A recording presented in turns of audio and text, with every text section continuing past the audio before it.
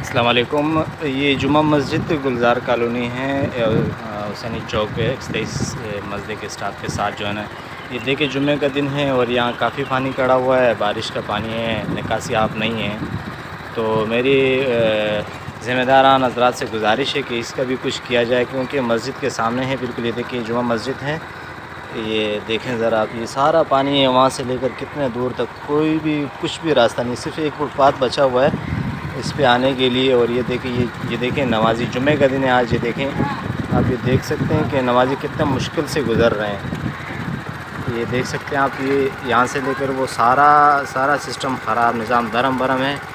तो बराए मेहरबानी ज़िम्मेदारान से गुजारिश है कि इसका कुछ किया जाए। ये देखिए ज़ईफ़ुल उमर हज़रात हैं, ये देखें आप, ये बाबा जी को देख सकते हैं, ये किस तरीके से मस्जिद के अंदर जाएंगे, खुदा न खास्ता गिर सकते हैं, कपड़े नापाक हो सकते हैं।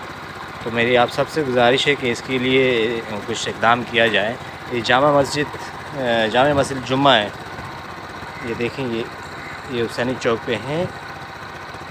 ये देखें आप, ज़रा आप पहचान सकते होंगे इसको, इस मस्जिद को। शुक्रिया।